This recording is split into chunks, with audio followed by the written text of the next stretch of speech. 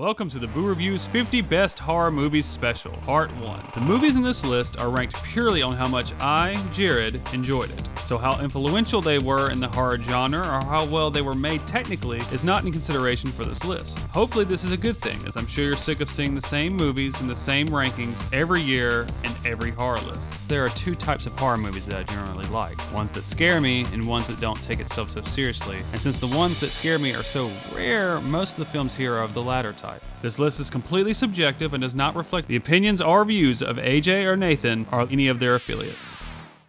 Curse of Chucky. A sort of return to form for the Child's Play series after the disappointing Seed of Chucky, this film brings back what made Chucky creepy in the first place, and also what made him so badass. Chucky, I'm scared.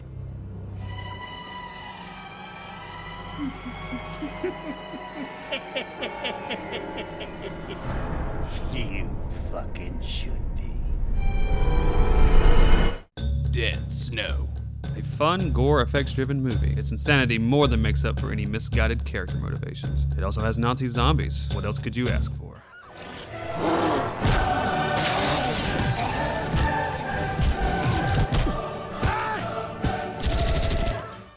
28 days later. The popular and equally infamous fast zombie trend starts with this film. A bit disappointing in that it's not as scary as it was made out to be upon release, but nevertheless, it was still an energetic and surprisingly moving take on the zombie genre.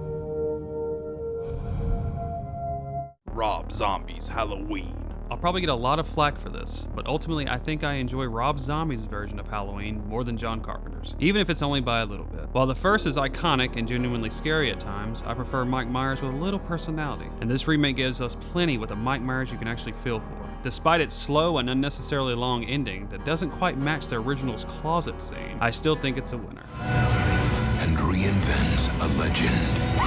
The Shining.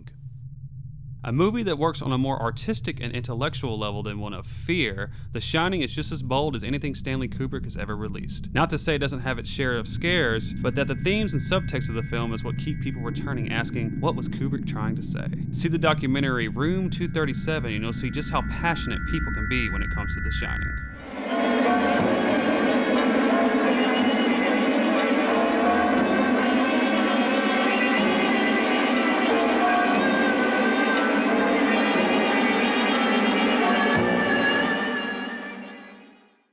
Dawn of the Dead. I really enjoyed Dawn of the Dead. It has great moments, and if it wasn't for two other Romero zombie classics, this might be higher on my list. As you'll see further up my list, I prefer Day and Night in the Romero zombie trilogy. This is mostly because I find the character conflicts more interesting in Night and the gore effects more entertaining in Day. I also think that Day of the Dead's themes are better explored, while Dawn's consumer critique is more subtext than explicit. Still, it's a great moment-filled entry in the trilogy. There is no more room in hell.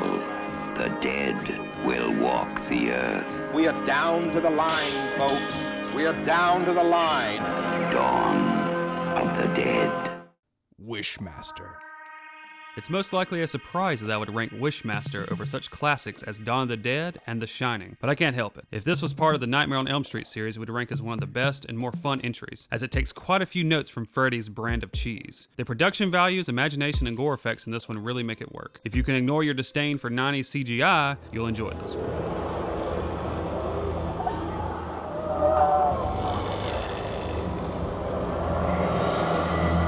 You wish to know what I am?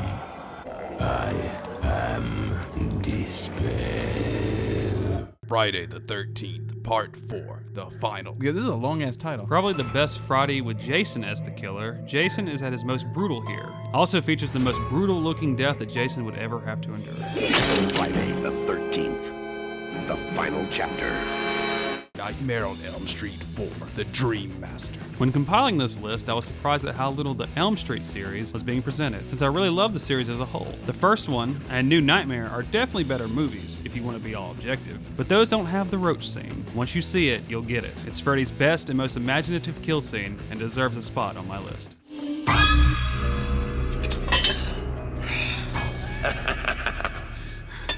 I don't believe in you. I believe in you. Pitch Black. One of old Vinny's best roles. Vin Diesel is a badass in Pitch Black. I've stayed away from the sequels for fear of them turning away from the sci-fi horror that is Pitch Black, so I can't say for sure, but I'd wager the original is probably still the best. You're not afraid of the dark, are you? Jeepers creepers. Given the director of this film's backstory, I find it tough to rank this one. I won't go into it, but let's just say that he's not a great guy. That being said, knowing that what this guy is capable of just might make this one creepier. Jeepers Creepers' title says it all. It's creepy.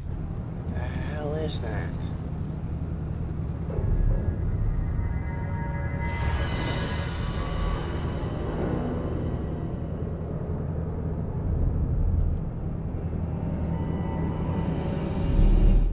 Texas Chainsaw Massacre. Although it's not the first slasher film, that title goes to Black Christmas, the Texas Chainsaw Massacre is an unrelenting and brutal movie. Funny enough, there's not a lot of gore, but it still manages to be intense. And the last famous morning scene is actually beautiful in a strange kind of way. An incredibly effective movie.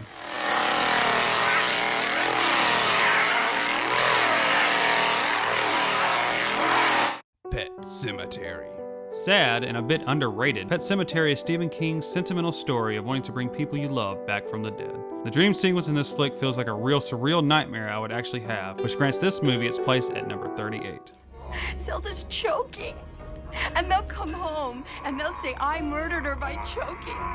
They'll say, you hated her, Rachel, and that was true. HELLRAISER III, Hell on Earth. Though not as deep as the first two Hellraiser films, Pinhead feels more like a proper slasher villain here than in the other two. It has a bit of a so bad it's good quality, but with a high kill count from Pinhead, this actually works in its favor. Still way better than the sequels that would follow, though I'm partial to 4. It's so good to be back. I feel Evil Dead is a movie that would have scared the shit out of me as a kid. Mostly because it combines monsters with tight spaces with little room to escape, and a Thing-esque anybody could kill you aesthetic that would have made my young mind uncomfortable. As an adult though, this is mostly just a crazy ride with Bruce Campbell, though his next ride would be much crazier.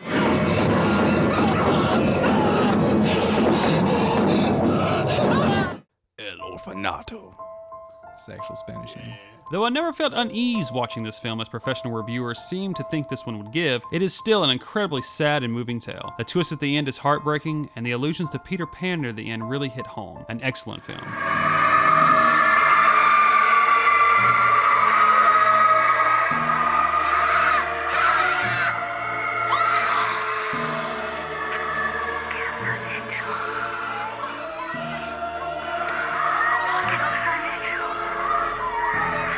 Tucker and Dale versus Evil. Hilarious, clever, and more memorable than most horror comedies, Tucker and Dale is really about not judging before you get to know someone, lest you kill yourself by accident. Also about thinking you know someone so well you can't let them breathe beyond the role you give them. Tucker and Dale is one of the funniest and most heartfelt horror gems out there. Oh, it's some pancakes. You hate pancakes? I'm gonna make you something else. Tales from the Crypt. The anthology format success hinges on its shorts, and for this one, 4 out of 5 ain't bad. Every single one is entertaining, well shot, and one in particular is actually moving due to a particular actor's performance in short number 3. This one is definitely a must-see.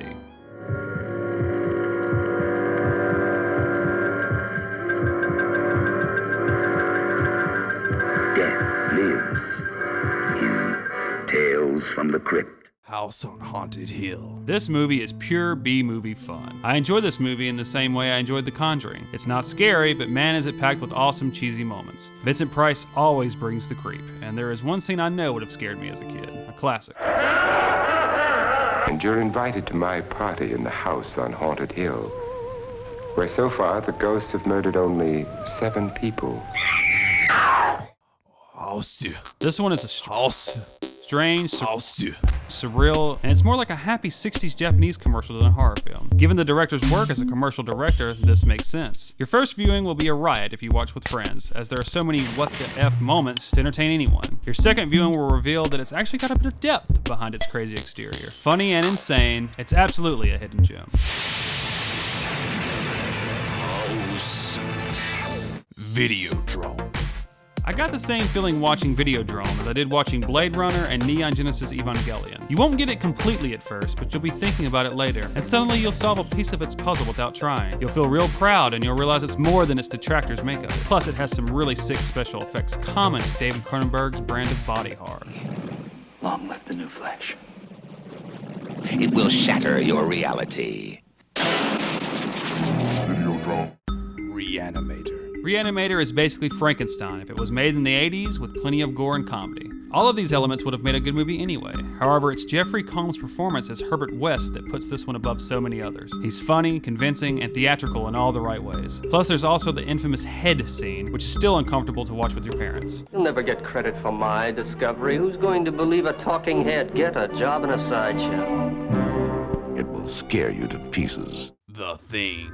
The Thing might be John Carpenter's masterpiece. It's his own brand of body horror and scary in how it displays mistrust. Amazing special effects combined with a nihilistic point of view makes The Thing stand out amongst its sci-fi horror peers.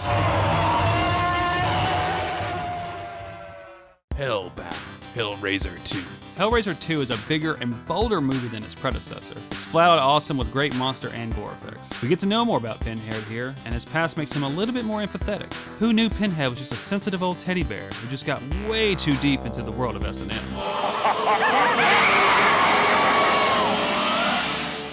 Hellbound. Hellraiser 2.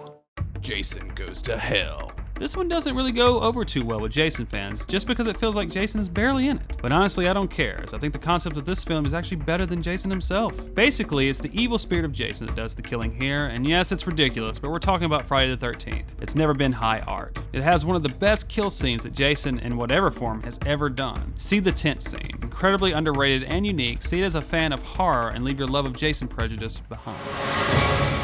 Jason Goes to Hell. The final Friday.